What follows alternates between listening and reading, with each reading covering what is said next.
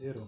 Merci très chers téléspectateurs d'être en direct avec nous sur la chaîne Shalom TV pour une séance de questions avec le pasteur Nsana Flavien de l'église Mont Carmel Tabernacle. Bonjour pasteur. Bonjour. Pasteur, nous avons une question pour vous. Que pensez-vous de cette pandémie selon les Écritures? Ok, cette pandémie, elle est dans les Écritures.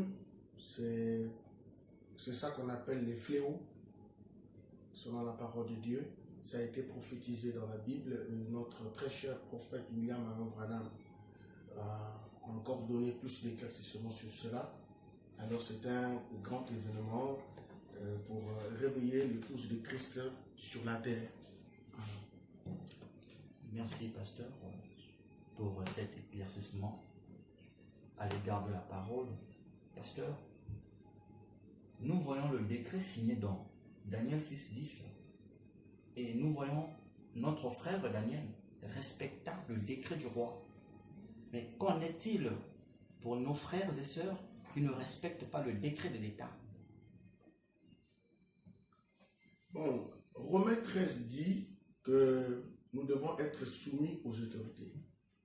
Et je ne pense pas que ce soit un esprit chrétien de ne pas respecter ce que les autorités ont programmé ou ont déclaré. Alors, l'esprit chrétien voudrait que chaque personne se soumette à l'État. Et Frère Branham dit que nous venons à l'église pour être des meilleurs citoyens. Alors, un citoyen ne peut pas se conduire autrement que ce que déclare l'État, surtout quand ça ne dérange pas notre foi chrétienne. Merci, pasteur. Pasteur, avez-vous le contrôle de votre brebis selon vos déclarations? Oui, par la grâce du Seigneur, nous faisons de notre mieux.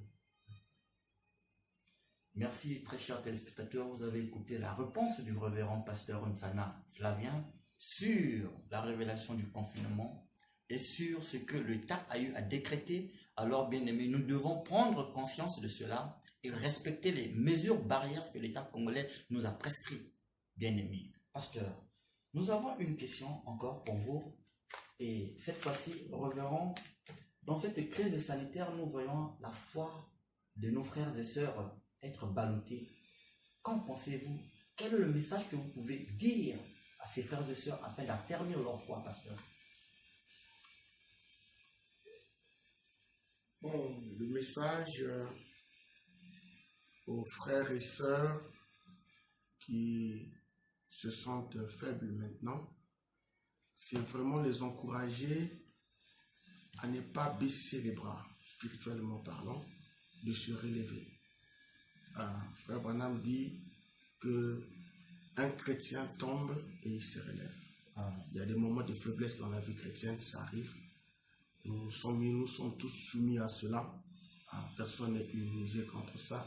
Mais quand tu tombes, tu te relèves. Et quand tu sens des temps de faiblesse, il faut que tu te relèves. Il faut que tu saches que si la faiblesse t'atteint jusqu'au fond, tu perds ton âme. Alors, pendant ce moment, c'est vrai que c'est difficile. Comme je le disais même à certains frères, c'est surtout beaucoup difficile pour les nouveaux de croire. Mais par la grâce du Seigneur, avec la prière et la méditation, il n'y a que ces deux choses qui font grandir un chrétien. La prière et la méditation. Je pense qu'avec ça, pour ceux qui sont en train de s'affaiblir, ils vont vraiment se relever et continuer le combat. Parce que c'est un combat, nous sommes des soldats du Seigneur. Merci beaucoup, pasteur. Alors, bien aimé, pour ce qui regarde la foi, le pasteur Nsana Flavien vous conseille d'être en méditation et en prière afin d'affermir votre foi, bien aimé. Veuillez prendre, Seigneur, veuillez prendre cela en considération, car cela pourrait vous édifier, bien aimé. Pasteur, selon les sondages dans les réseaux sociaux, nous voyons une estimation de plus de 70% des croyants du message qui écoutent les bandes. Est-ce que cela marque la fin du ministère des Éphésiens 4 à la chair, pasteur?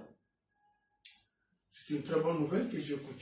Que 70% des frères écoutent le message, c'est très important, c'est très bien. Et c'est même encourageant. Mais la bande ne dit pas que vous ne pouvez plus écouter un Éphésiens 4. Alors si 70% écoutent les bandes, je crois que 70% croiront aussi au message, au travail des Éphésiens 4. Voilà. Parce que dans les bandes, c'est dit. Merci, pasteur. Nous faisons une séance de pub. Nous nous reverrons très bientôt sur la chaîne Shalom Aigle TV. Merci. Shalom Aigle TV, le cri de l'aigle. Merci, très chers téléspectateurs. Nous revenons après cette courte pub sur la chaîne Shalom Aigle TV avec le révérend pasteur Nsana Flavien. Pasteur, pendant cette crise sanitaire, nous voyons que l'État congolais n'a pas assez de moyens pour répondre aux besoins de la population. Alors, pasteur, de votre côté, qu'avez-vous fait pour vos membres de l'Église? Quelle contribution avez-vous donné pour vos brebis? Ok. Bon, l'Église est organisée et depuis le temps des apôtres, il y avait toujours cette rubrique au niveau de l'Église où on prend soin des membres, des siens, donc ceux qui sont de l'Église. Le frère Branham dit, l'Église doit prendre soin de ses membres. Et l'Église est organisée, même au moment où nous sommes en train de parler, au fond de l'Église là-bas, il y a des diacres qui sont là, qui reçoivent les frères et sœurs pour leur remettre ce que l'Église a pu avoir pour vivre, pour manger. Et pour aussi permettre que les membres ne souffrent pas pendant ce moment. Nous avons aussi créé des petits commerces pour des frères et des sœurs.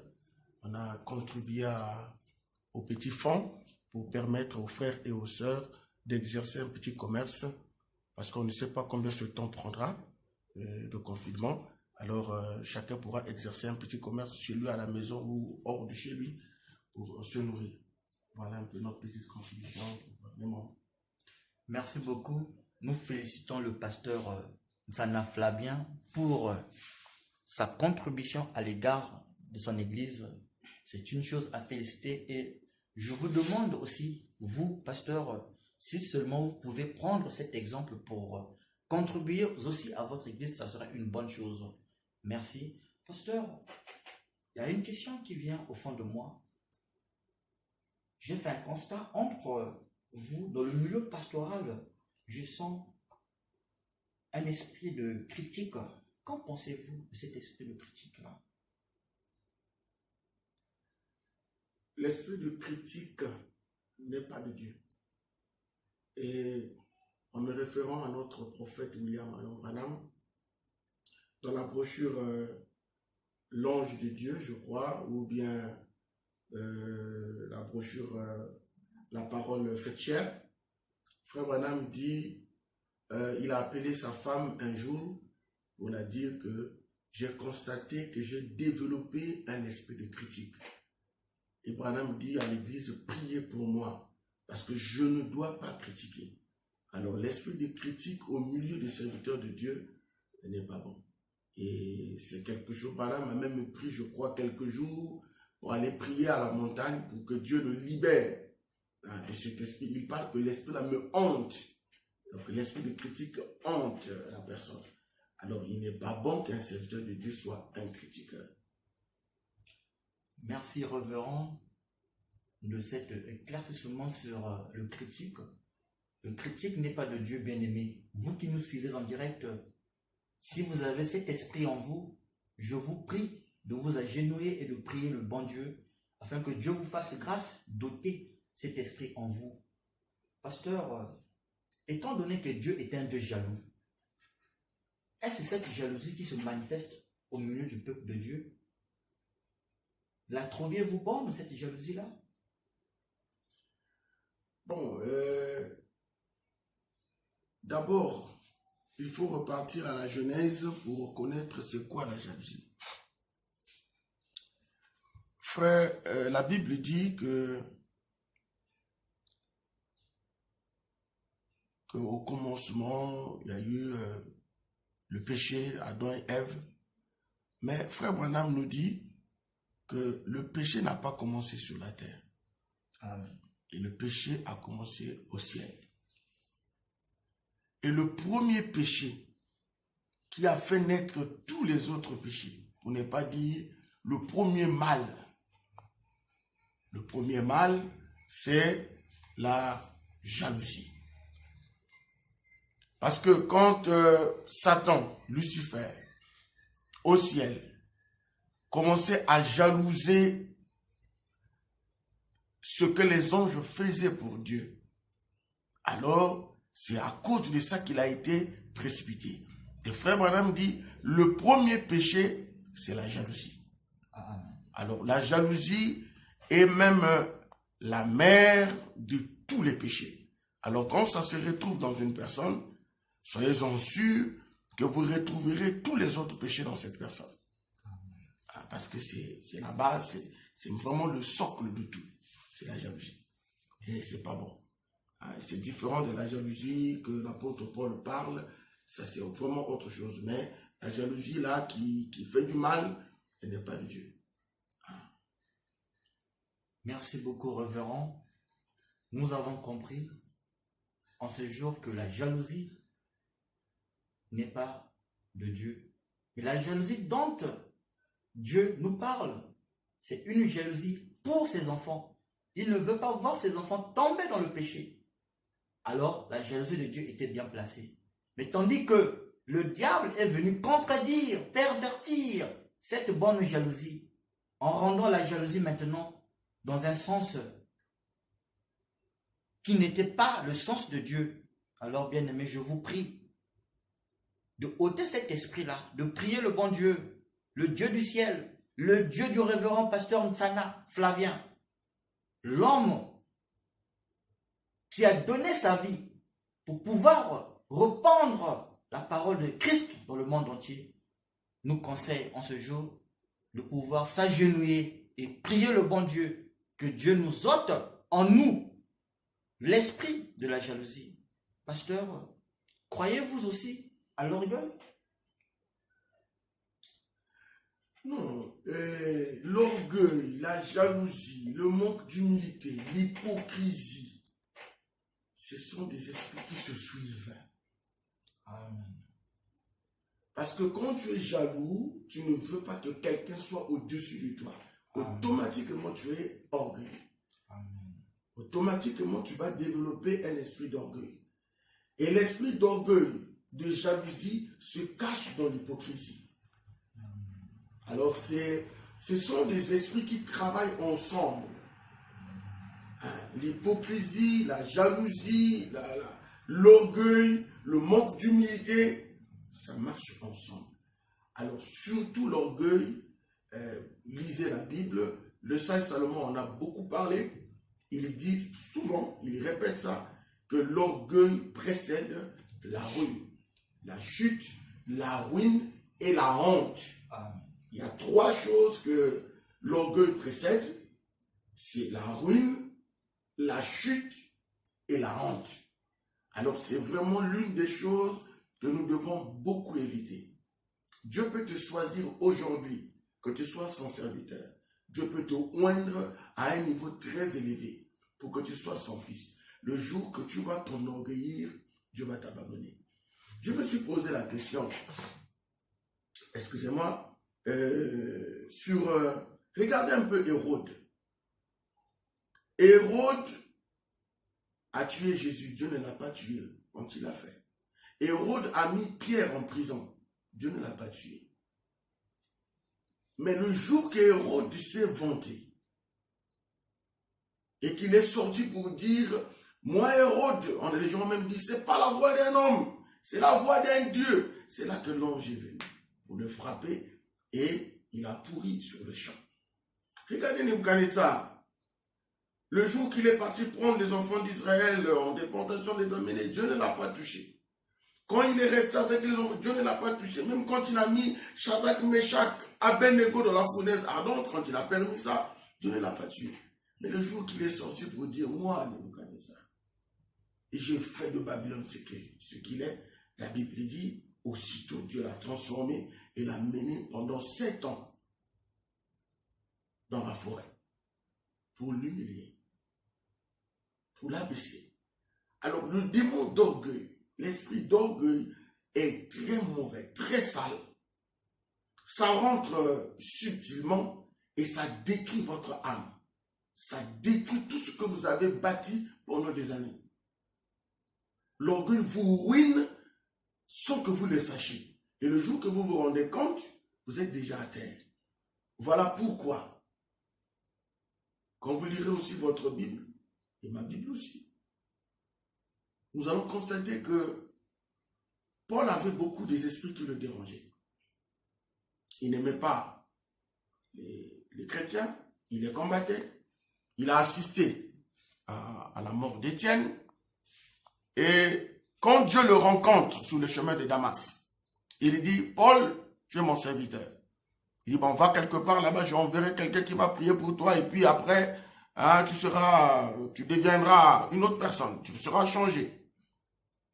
Paul est parti, Dieu a envoyé Anania, vous connaissez l'histoire, il a prié pour lui. La Bible dit que Paul a reçu le Saint-Esprit. Il a commencé à travailler pour le Seigneur. Mais il y a une chose qui m'a attiré mon attention.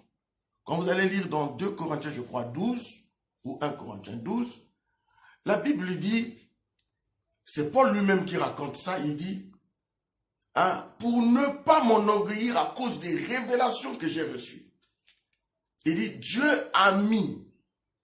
a placé à côté de moi un ange de Satan pour me souffleter dans les yeux. À cause de l'orgueil, pour que le serviteur de Dieu, l'apôtre Paul, ne puisse pas s'enorgueillir, ne puisse pas rentrer dans l'orgueil. Dieu a placé un ange pour le souffleter. Et quand vous lirez Galates, Paul dit, je sais que parmi vous, il y a certains qui sont prêts à arracher leurs yeux et à me les donner. Ça veut dire que tout le monde voyait la souffrance de Paul. Dès que Paul voulait s'élever, un ange souffletait dans ses yeux. Mais où était le Saint-Esprit? Où était la conversion? Mais il doit seulement préserver de l'orgueil. Ça doit attirer notre attention. Et je crois que cet esprit d'orgueil est très mauvais, très méchant. Ça détruit Saoul, ça détruit Osias, ça détruit beaucoup de grands hommes. Hein. Dieu est capable de t'abandonner, de te laisser quand tu deviens orgueilleux. Et il peut même permettre que tu sois la risée de tout le monde quand tu t'enorgueillis, quand tu deviens hautain. Parce que ce sont des esprits qui marchent ensemble. Alors, la manière que Dieu peut t'utiliser, tu resteras un homme, je resterai un homme. Alors, je conseillerais humblement à tout enfant de Dieu, là où il se trouve, qu'il soit vraiment humble. Et l'humilité produira la sincérité. L'humilité t'amènera pour que Dieu te regarde. Et l'orgueil ne fera que te faire vivre dans les illusions et tu seras un hypocrite comme un pharisien et tu ne recevras jamais des bonnes choses de Dieu. Alors l'orgueil, c'est vraiment un mauvais esprit. Que le Seigneur nous en garde tous. Pas seulement vous, y compris moi, y compris tout le monde. Que le Seigneur nous garde parce que nous ne connaissons pas demain. Que le Seigneur veille sur nous. Parce que vous allez voir même David savait qu'il était un homme. Parfois, il devait s'humilier. Voilà pourquoi il a dansé devant l'arche. Il a dansé. Et parfois, vous ne pouvez pas parfois vous rendre compte que vous êtes orgueilleux devant le Seigneur. La manière de vous asseoir, la manière de parler, même aux enfants de Dieu, la manière de réagir, votre temps, votre manière de raisonner, parfois ça tend à l'orgueil sans que tu te rendes compte. Raison pour laquelle c'est vraiment un esprit auquel nous devons faire très attention, veiller pour que aucune personne ne se retrouve dedans parce que ça précède la ruine. Que le Seigneur bénisse. Merci très chers téléspectateurs. Nous sommes arrivés au terme de notre émission avec le révérend pasteur Ntsana Flavien de l'église Mont-Carmel Tabernacle. Pasteur, quel est le message que vous pouvez véhiculer à ceux d'entre qui étaient en direct avec nous sur la chaîne Shalom Aigle TV? Que le Seigneur vous bénisse tous. Et puis je remercie Shalom Aigle TV de nous avoir accordé cette opportunité sur leur chaîne pour être en contact avec vous. Que le Seigneur vous bénisse tous. Et nous souhaitons que le Seigneur nous garde pendant cette période de confinement et que Dieu veille sur nous tous. Nous nous reverrons. À bientôt. Merci très chers téléspectateurs. Comme l'a dit le pasteur, que nous nous reverrons. À bientôt. Bye.